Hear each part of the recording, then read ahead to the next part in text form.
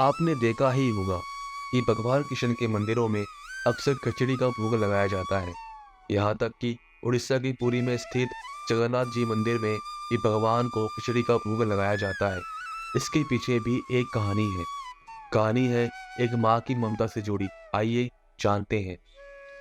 भगवान कृष्ण की परम उपासक थी कर्माबाई, जो कि जगन्नाथपुरी में रहती थी और भगवान को अपने पुत्र की तरह ही स्नेह करती थी। कर्माबाई एक पुत्र के रूप में ठाकुर जी के बाल रूप की उपासना करती थी। उनका लाड़ दुलार करती थी। एक दिन कर्माबाई की इच्छा हुई कि ठाकुर जी को फल मेवे की जगह अपने हाथ से कुछ बनाकर खिलाऊं। उन्होंने प्रभु को अपनी इच्छा के बारे में बताया। भगवान तो भक्तों के लिए सर्वथा प्रस्तुत है। तो प्रभु बोले, माँ, जो भी बनाया हो वही खिला दो, बहुत भूख लगी है। कर्माबाई ने खिचड़ी बनाई थी, ठाकुर जी को खिचड़ी खाने को दे दी। प्रभु बड़े चाव से खिचड़ी खाने लगे और माँ की तरह कर्माबाई उनको पंखा कर रही थी। भगवान ने कहा, माँ, मुझे तो खिचड़ी बहुत अच्छी लगी, मेरे लिए आप रोज खिचड़ी ही पकाया करें, मैं तो यहीं आकर खाऊंगा।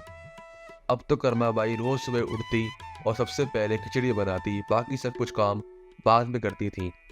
भगवान भी सुबह सवेरे दौड़े आते और कहते, माँ, जल्दी से मेरी प्रिय खिचड़ी लाओ। खिचड़ी खाने का यह क्रम रोज का हो गया। भगवान सुबह सुबह आते, भोग लगाते और फिर चले जाते।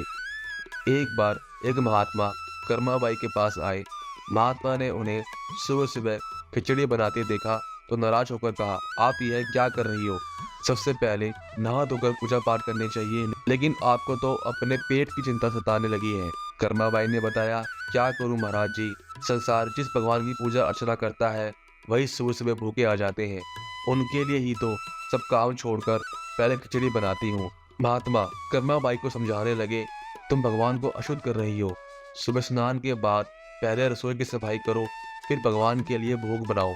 फिर अगले दिन कर्माबाई ने यही काम किया। भगवान सुबह आए, खिचड़ी मांगने लगे तो कर्माबाई ने कहा, प्रभु, अभी मैं स्नान कर रही हूँ, थोड़ा रुको।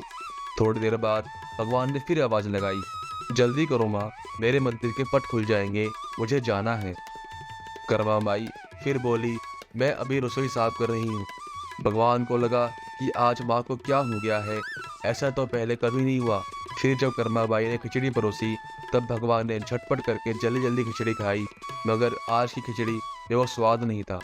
भगवान जल्दी से खिचड़ी खाकर और पानी पिए बिना मंदिर में पहुंच गए थे। मंदिर के बाहर उन महात्मा को देखकर भगवान सारा माजरा समझ चुके थे।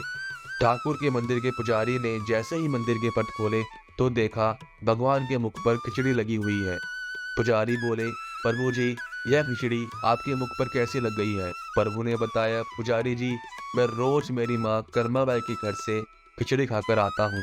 आप माँ कर्माबाई जी के घर जाओ और जो महात्मा जी उनके यहाँ ठहरे हुए हैं उनको समझाओ उसने मेरी माँ को गलत पट्टी कैसे पढ़ाई है। पुजारी ने महात्मा जी से जाकर सारी बात कही। भगवान भात के भूखे हैं यह सुनकर महात्मा जी घबरा गए और तुरंत कर्माबाई के पास जाकर कहा, माता जी, माफ करो, यह नियम धर्म तो हम संतों के लिए है। आप तो जैसे पहले खिचड़ी बनाती हो वैसे ही बनाए, आपके भाव से ही ठाकुर जी खिचड़ी खाते रहेंगे।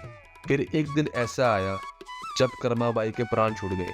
उस दिन पुजारी ने मंदिर के पट खोले तो देखा भगवान की आंखों में आंसू हैं और प्रभु रो रहे हैं। पुजारी जी ने पूछा तो भगवान ने बताया, पुजारी जी, आज मेरी माँ कर्माबाई इस लोक को छोड़कर मेरे निज लोक को विदा हो गई हैं। अब मुझे कौन खिचड़ी बनाकर खिलाएगा? पुजारी जी ने कहा, प्रभु जी, आपको माँ की कमी महसूस नहीं होने देंगे। आज के बाद आपको सबसे पहले खिचड़ी का भोग ही लगेगा। इस तरह आज भी जगन्नाथ भगवान को खिचड़ी का भोग लगाया जाता है।